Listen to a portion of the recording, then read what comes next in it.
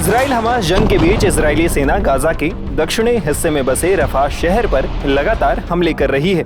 Israeli सेना रफा पर कब्जे की तैयारी कर रही है। इजराइल की ओर से रफा पर हो रहे हमले में कई फिलिस्तीनियों की मौत हुई है। रविवार को शरणार्थियों के टेंटों पर हुए एयर स्ट्राइक में 46 आम लोगों की जान चली गई, जिसमें से अधिकतर महिलाएं और बच्चे थे। फिलिस्तीनी प्राधिकरण ने इस हमले को लेकर कहा कि इजराइल ने जानबूझकर शरणार्थियों को निशाना बनाया और हवाई हमले किए।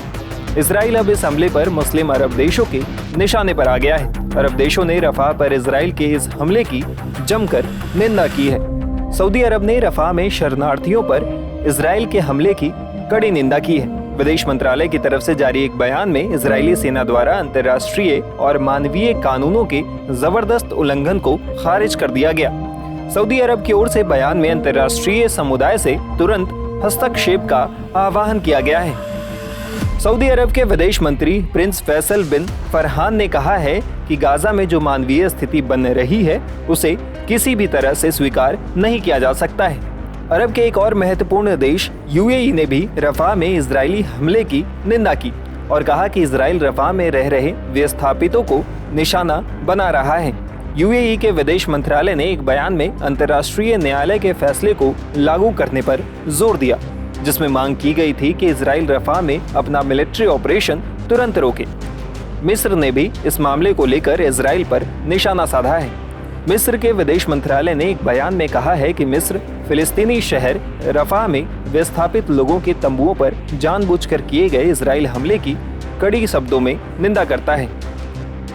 हवाई हमले को अंतर्राष्ट्रीय मानवीय कानून के प्रावधानों और युद्ध के समय में नागरिकों की सुरक्षा पर 1949 के चौथे जेनेवा कन्वेंशन का घोर उल्लंघन बताया गया है।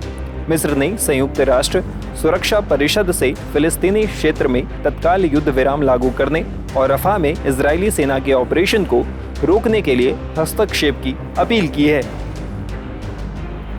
22 अरब देशों के संगठन अरब लीग ने भी इजरायली हमले की निंदा की है और विस्थापितों पर हमले को युद्ध अपराध बताया है। अरब लीग के महासचिव अहमद अबुल गेइत ने भी युद्ध अपराधों के लिए अपराधियों को दोषी ठहराने की खातिर इस अपराध को अंतर्राष्ट्रीय न्यायालय में ले जाने की मांग की। अरब देशों की संसद ने भी फिलिस्तीनी नागरिकों पर इजरायली सेना के हमले की निंदा की।